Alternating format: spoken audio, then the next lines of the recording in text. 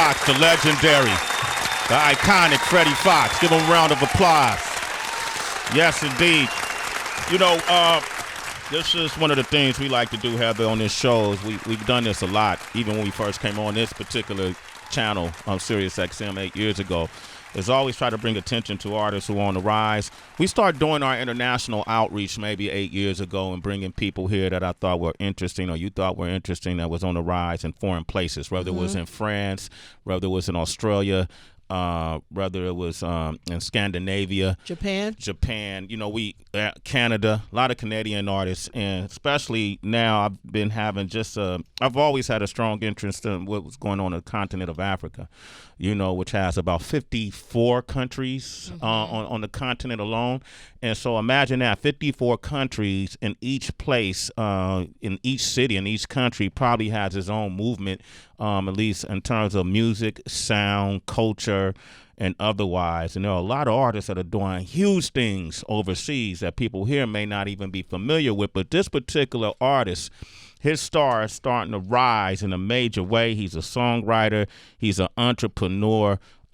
He's a fashionable guy. To me, he's a cultural curator, and having listened to his mixtapes and watching his videos, I really love his videos. He gives me a lot of insight on a social circle that he's come from.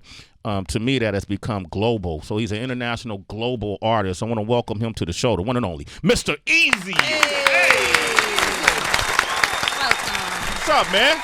I'm good. How you doing? I'm doing well, man. I had to go back and you know what I do a lot of times? I start learning about you, I think, with Open and Close and Pour Me Water. Yeah. And Hold Up. For real. Yeah. These are songs that you made that I was like, yo, this dude is fucking dope, you know. And so I had to go back and listen to your mixtapes about the blow and Life is Easy. You went all the way to About the Blow. That's like that's 2013. That's like pre-professional. You're pre-professional, but I like to see the growth. You know, and there's been a lot of growth, even as who you are as an artist and how you write and how you present your music between now and then. But before we get into that, what's your story, man? Where were you born? I was born in Port Harcourt. It's like the south side, the oil capital of Lagos, of Nigeria. Sorry. My dad was in the military, so he traveled a lot. And my mom is a businesswoman till tomorrow. You know, so like, you know, so starting up, like I feel like starting up like in life, I just always got like I was open-minded to, you know, Nigeria has multiple tribes. Like within tribes, there are hundreds of tribes within tribes.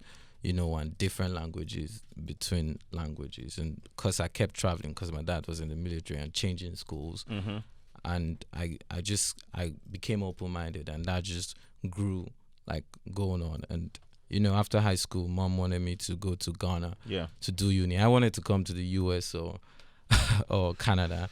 But she wants you to go to the university. Yeah, she wanted me to go to the university in Ghana, because she didn't want me to be far from home, and she wanted me to still stay in touch with like my roots and culture and all of that. So I ended up going to Ghana to study mechanical engineering. So whilst I was doing mechanical engineering, all my friends were like super rich kids, and they just my year's pocket money they will spend like in a week. You know, and I wanted to ball like them. So I started doing parties. And so when I started doing parties, me and my manager right now, we started like booking the artists from Burna Boy, Davido, R2Bs, One Day Cole, like all the heavy hitters then. And that just brought me into the music world, because, you know, who you hang around is who you become. So hanging around artists, when they come, they want to go to the studio. I'll be watching them doing their thing in the studio. And one day, I recorded my own record. And I did a show where the artist didn't show up, and everybody was looking at me, and I just picked up the mic and I started singing songs that I recorded in my room, and people got distracted for a while, enough for me to run away. Someone was laughing at me yesterday. It was like that was like the first Fire Festival, because like I had everybody there. The first Fire Festival, you know, and the artist didn't show up. Yeah, the artist didn't show up. Apparently, the booker didn't pay the artist. You know, so But like fast forward from that, I didn't want to like practice engineering. I tried that, but I just knew that was in my life. And you know, I started reading on John D. Rockefeller, and I just got obsessed. My dad is a pilot, and he's like, okay, maybe you have your engineering degree, maybe you become a pilot. And I felt like I could hire a pilot, so why become the pilot? You know, so we tricked my mom, you know, by saying let him go do his MSc. So the MSc time, the master's time was just more time for me to experiment on businesses. So I would do like serial businesses, fail, have some success, fail. And music was like my getaway. Music was the only time I wasn't thinking of, you know, the business and the failures and the successes. It was just that cocoon for me. And I remember my friend telling me, yo, you I think you could be a star. And he took me to his room, shout out to Clue Monster, and we recorded for a week. I was in his room and we recorded About to Blow. So that's why I was laughing. Because that's the first mixtape. Yeah, because that's the first mixtape. And at that point I didn't want to be an artist because I didn't think, you know, I wanted to be like, I want to be a billionaire. So I felt like I knew how much I was paying these artists. So I was like, and you know, I would say, how many artists can I point that have houses, that have their own houses, that are comfortable, that could pay for school fees for their kids, like the level of schools I went to, and I couldn't like really see that. So I never wanted in on that. It was just gonna stay a hobby until, you know, I moved back to Nigeria. I started another business, and somewhere in between, I started practicing what I was learning in my VC business, like digital marketing, all of that. I would just play with it on the music side. And one day, some kid in New York, shout out to Musma, he hit me up on Twitter and he's like, yo, I want a verse. And I'm like, okay. And he says he'll pay me $1,000 for it. I'm like, whoa. Damn. And so I did that verse. Yeah. I did that verse, sent it to him, and then more started coming. December of sometime in July, my friends put together money for my birthday gift, and then they shot a video for me. In December, they did the same thing again.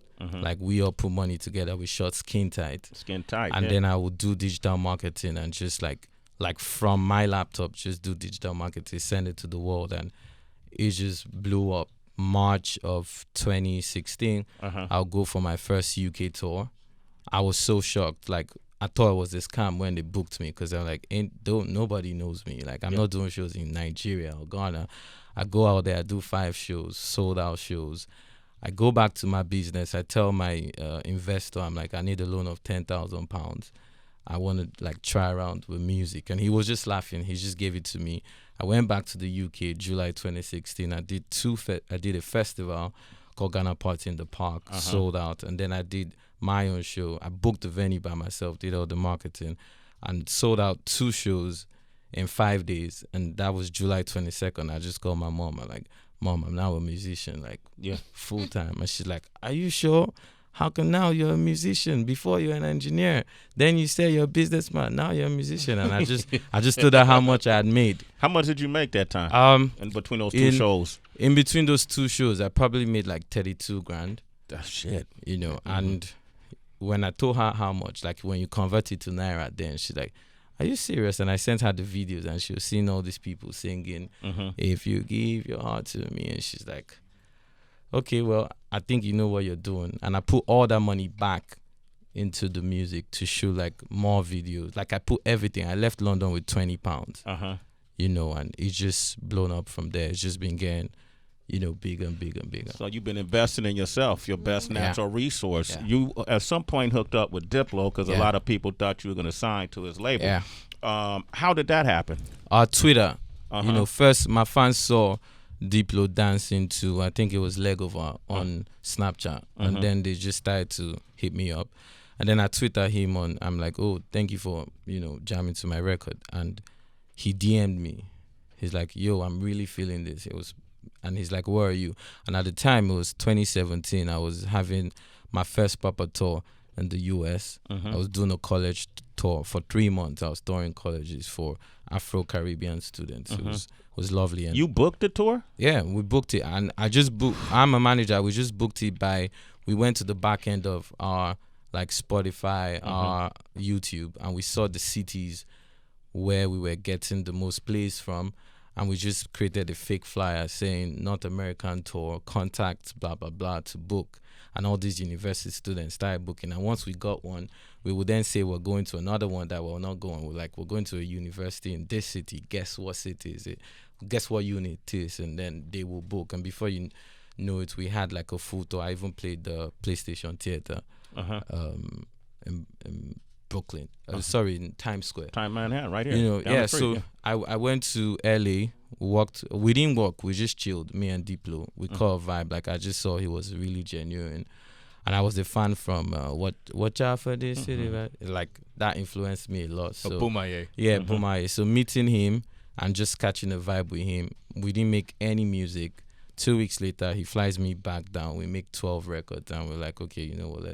Let's just work, and we've been working since then. You know what I detect from you, and even based on the conversation that we were talking about outside and outside the studio, is you're very global minded. And to your point, you said you were always open minded to because of all the different tribes that were in Nigeria. Beginning with that, Diplo, who's a friend of the show, he's a friend of the station, a friend of the channel. He has his own channel here, and I've known him for years. Sometimes he gets backlash for being a cultural appropriator, or some people just say culture vulture. Did that concern you initially, and what are your thoughts on that? You know, I like, even from when like some of my friends and colleagues like saw me, like close colleagues saw me like back and forth on Twitter with him, they're like, yo, easy, are you sure, like you wanna be careful, you know? But for me, I'm always open-minded. I always like to meet somebody before I judge. And when I met him, I didn't feel that energy at all. I felt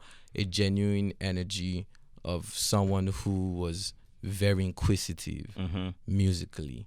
And he wasn't trying to say, oh, I invented dancehall, or I pushed dancehall to the next level, or I discovered Afrobeat. No, he was genuinely saying, yo, I don't even know what's going on here, but I love this sound. Who made it? Like, what are your thoughts? What music are you feeling from around the world? What will you try to get on? It was that kind of conversation. It was like I was having a conversation with someone that was like me, because like I like that. Like I went to London, I listened to the vibes. I made Lagos London because I soaked it in. I'm a product of my environment.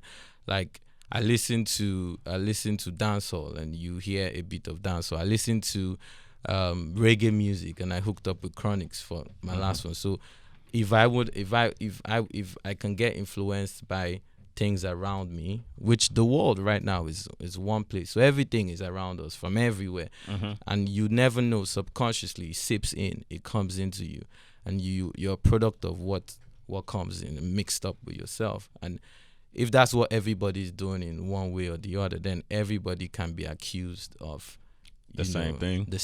Okay. Although there are boundaries, though. There are boundaries, and you got to be respectful. You got to, acknowledge the source of your inspiration. As long as you do that, I'm cool. You're cool with that. Mr. Easy is here. We're gonna play some music in a moment.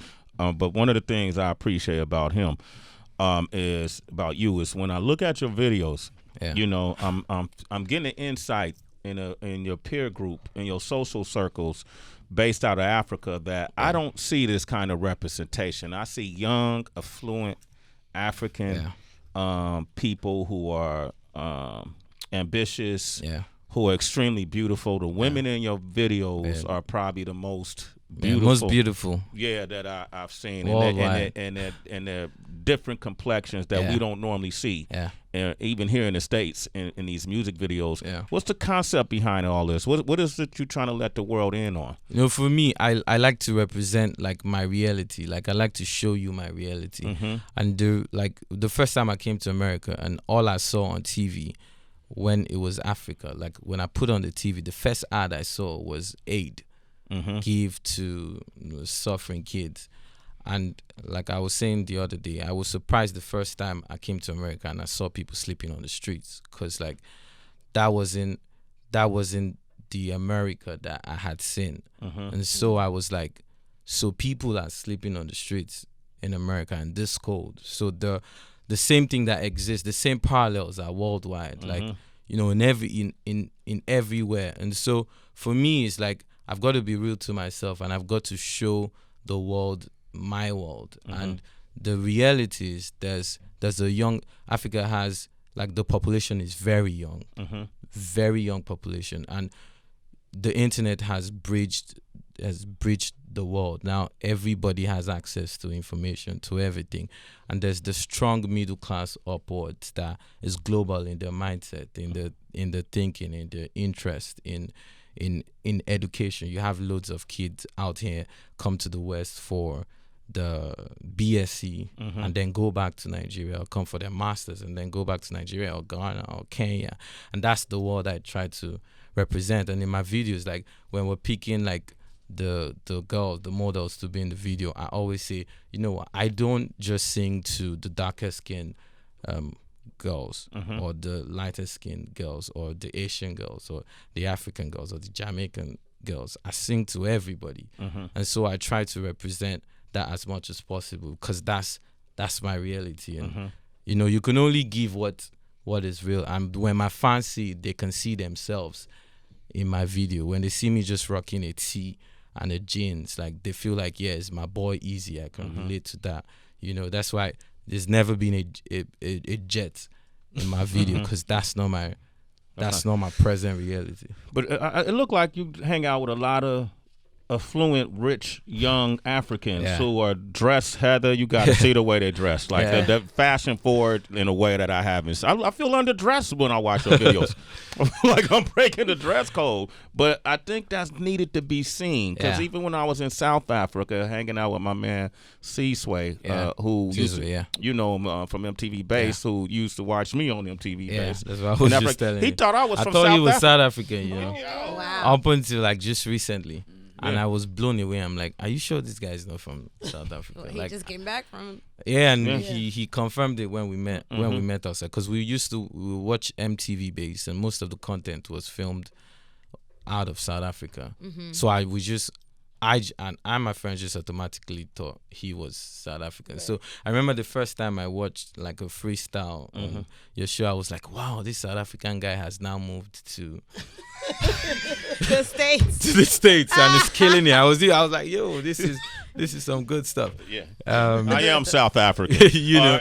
But the reality is, like, there's a very strong population of very successful African, like, first generation kids, and the success is not just like in music or in fashion or in aviation or in sports. Like, it's across board. It's in medicine. It's like everywhere. And this generation is very proud of where they're from and the culture. You're not like, nobody is back in the day. Like, maybe you'll be shy to play your Nigerian music so loud, but now we're unapologetic. Like, we'll go into a club and pay the DJ and say, yo, I don't want to hear no hip hop. I just want to hear 100% Nigerian music or 100% Ghana music or 100% Kenyan music. That's what's helping. That's what's helping the entire ecosystem, from the movies to like the culture in general, the cultural exports, which is where we are right now. And I think it's really important that people see that. You know, it would even encourage people to like go back. I'm a very big believer of, us black people, like going back to Africa and doing things, because there's so much opportunity, so if I can do that via my music videos or my Instagram pictures or my lifestyle, why not? Why not, man? Yeah. Mr. Easy is here. We're gonna play this single. Let's play Supernova. It's out right now, and then we're gonna open up the phone lines. You want to talk with them? 888-74. What is it? 742-3345. Okay, all right. Give us a call. Sway the morning. Shade 45. Scott. Supernova.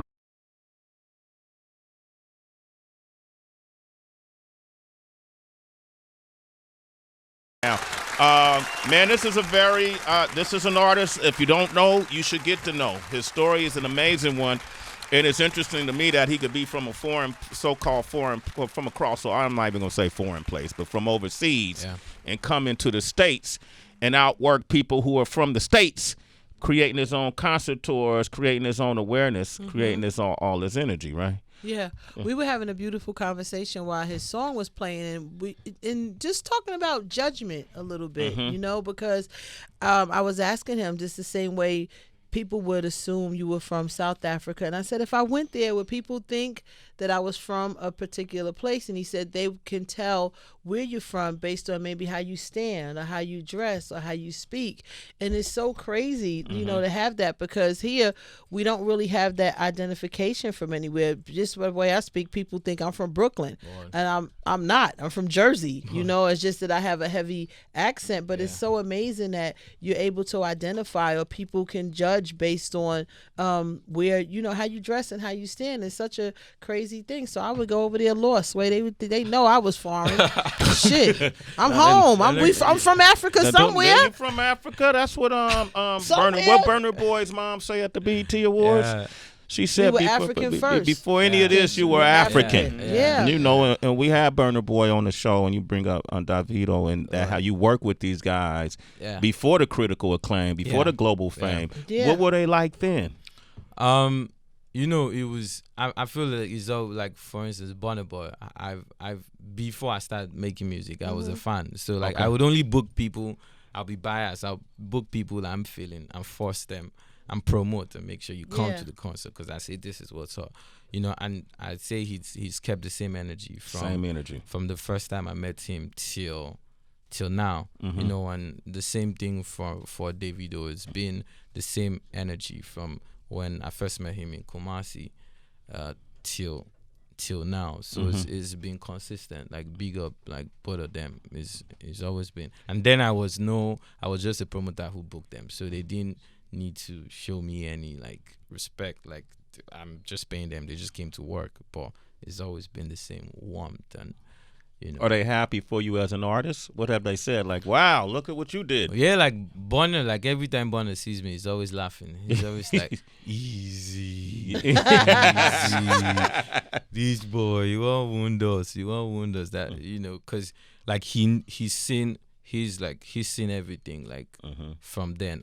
Him and my manager, they used to be very close, because I think my manager used to bring a lot of business, like outside of our business in Kumasi. So him seeing him now managing me, and like what going on concerts together, or going on records together is beautiful. Yeah, that's Burna Boy got fashion too. A lot of fashion. He crazy with it. Yeah, he's like way crazy with it. Like, yeah. For me, I just like I try to run away, because like, jeez, like even the people around me, they say now I'm learning. They're like, oh yeah, and then I'm dissing them. I'm like, you guys are not fashion forward, because I then try some stuff and it works. It just flows, and everybody's like, oh, this is actually dope. But I think I'm learning from everybody. From everybody else, but you that sponge, man. Mr. Easy is here. I want to talk about this new platform you're about to that you started. But first, we got Hussein on the line from Kenya, who's in Dallas. What up, Hussein? Hey, Hussein. Hey, what's up, Clay? How you doing? All right, man. I'm a fan of yours and a fan of Mr. Easy. Zagadat. How's it going, bro? I'm good. How far? It's all right. Man. I really dig that talk about, being proud of where you're from, Good. I feel the pressure sometimes, like with my accent and stuff. Yeah. And try to mask it, so people don't ask where you're from and stuff. Well, that's what's up, man. Do you have his music yet? Oh, Mr. Easy? Yeah. Yeah, definitely, man. But I missed your concert though when you came to Dallas in April, though. Yeah. I think I pushed Dallas. I'm gonna come back like later in the year. So, all right, I gotta know. That's what's up, man. Hey, Hussein, you a citizen, man. That's way in the morning. All do right. people from Africa try to do that, Mr. Easy, like hide their accent? And it seemed like it's something that you would be proud of, that you would want people to know, that you know your heritage, you know where you're from.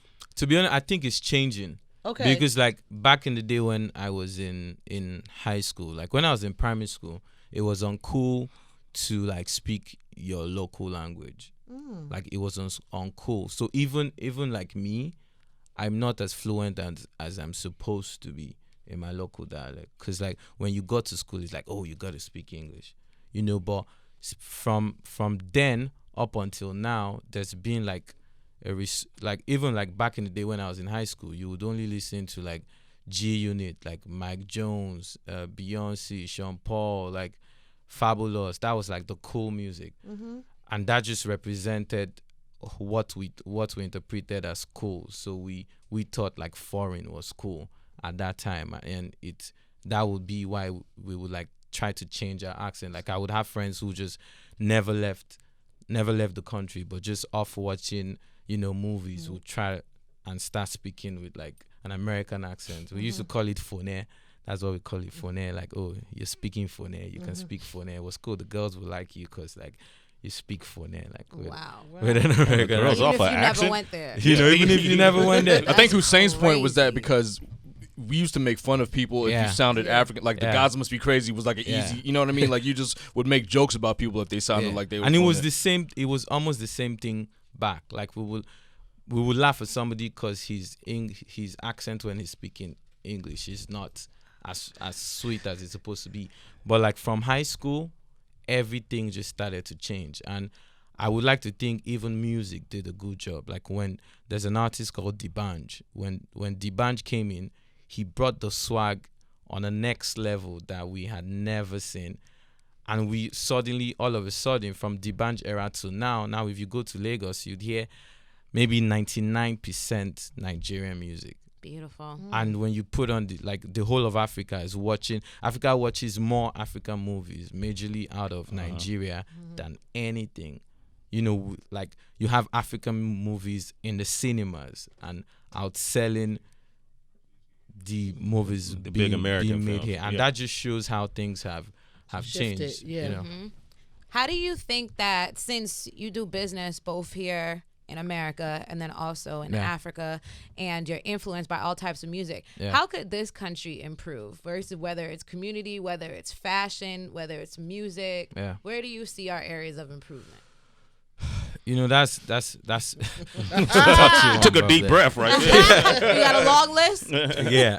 Easy, Tracy. But like before I say things, I like to be like well versed. Like this year is the first time like I've been, to be honest, I've been open to like American like culture, and like when I came all those times, it was just like I just want to come, tour, and get out. But this year was the first time like I was like open. I was going out, trying to experience it. So, I just one thing I just see the difference in, the major difference is the general energy back home in Africa, and it's everywhere. Almost every country you go to in Africa is the general positivity. Like I meet people sometimes and I'm like, what?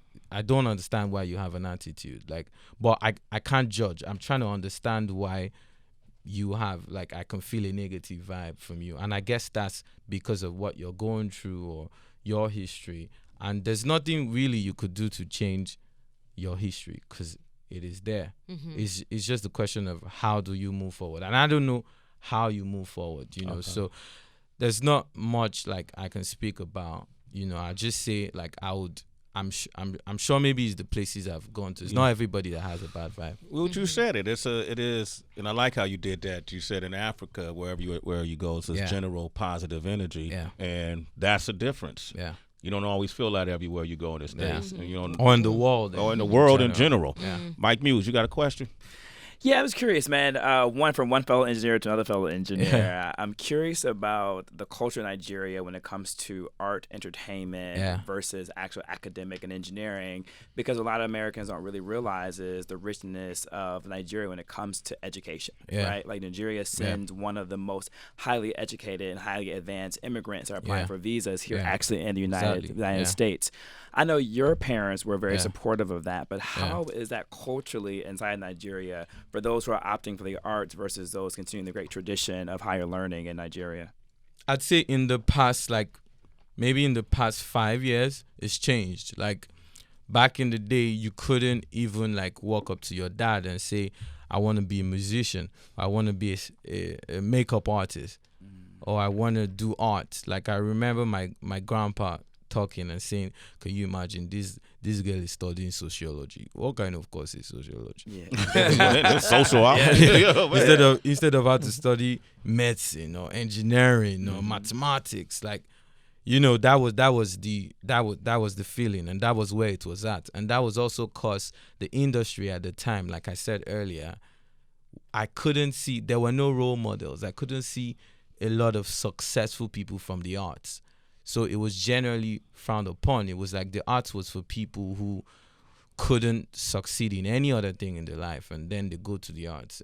But now you have like myself, I have a master's degree, and I'm an artist. I'm a singer. That's all I do. Like, this is what I do. And you have more successful people, even without like going through the normal school, doing very beautiful things within the arts, be it music, fashion. And so everything is changing. Like, now it's more open. Like, you could, if my sister, even me, when I wanted to do music, like, I was doing music on the low. That's why like most of my first like artworks were cartoons. You wouldn't, so that people wouldn't recognize me when they see me, because I didn't want them to take me less seriously in business, because they say, "Oh, this guy is a singer," you know. But now it's changed. Like, yeah, That's dope. Man, Mr. Easy, and say, give out your social real quick if people want to hit you. my socials everywhere is at MREAZI, Mr. Easy. You doing this distribution network called Empower. Yeah.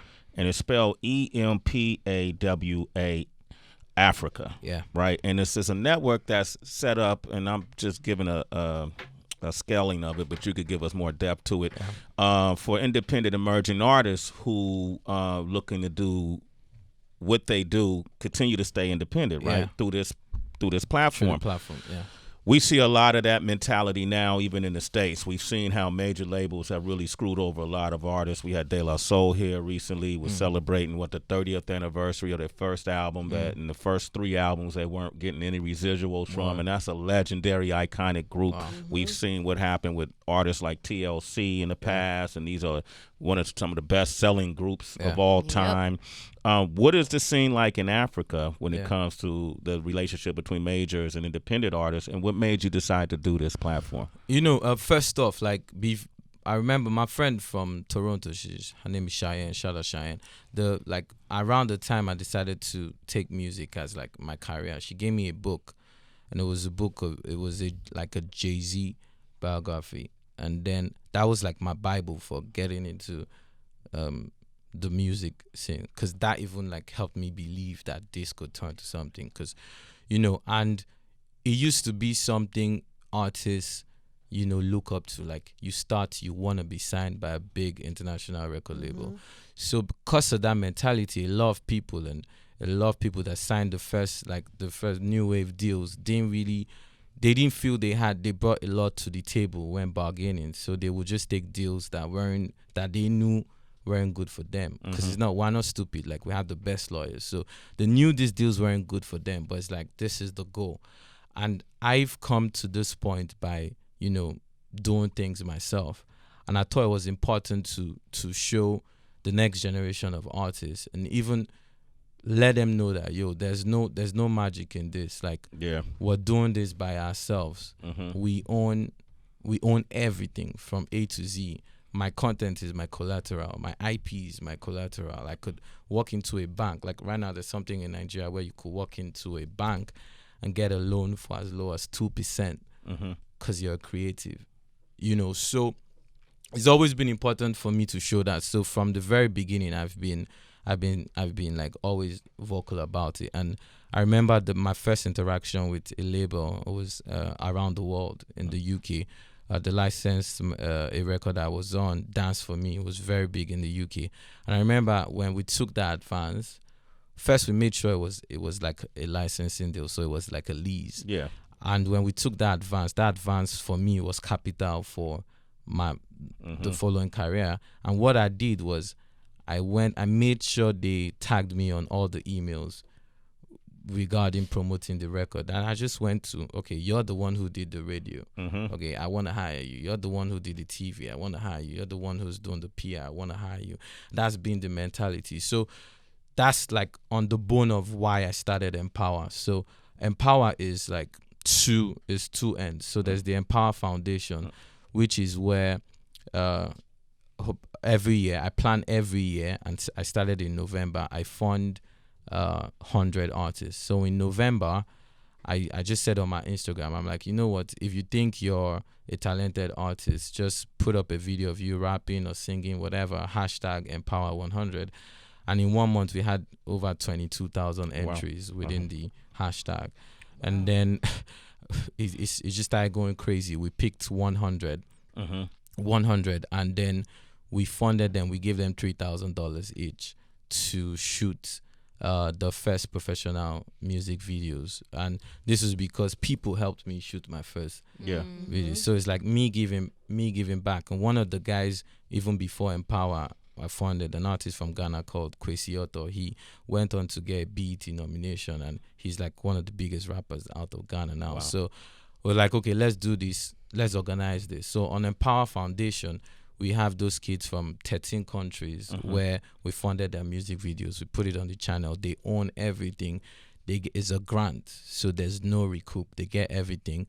But then what we started seeing is that then became like a feeder program, because you have all these artists, they're putting out the music, and there are some that will stand out, you know, and the ones who stand out, we then took 10 to South Africa for 3 weeks. I had my good friend Diplo. He came through. We had a bunch of producers, artists, DSP guys from all around the world come and mentor them.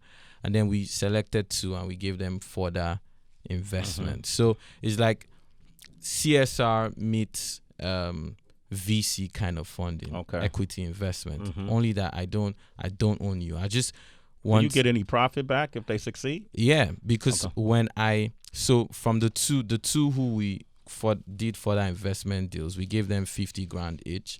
Licensing deals, we gave them 10 grand to their pockets. So because some of these kids need money, cash, and then we help them administer 40 grand. We help them link them up with producers, producers, musicians to make good music, and then we take 20%. We take between 5 to 20% depending on how much we invest, but the cap is at 20%, and just like a management fee, and we don't recoup on your live. So your live is all yours. Your sync is all yours. We just recoup on the music, and because that's the kind of deal I will take, and so that's the kind of deal I'm giving other people. That's the fair kind of deal that the music business could do, even here in the States. But you know that greed, and it's working. Like there's one of them, Joe Boy from Nigeria. He has his record now is number 4 on iTunes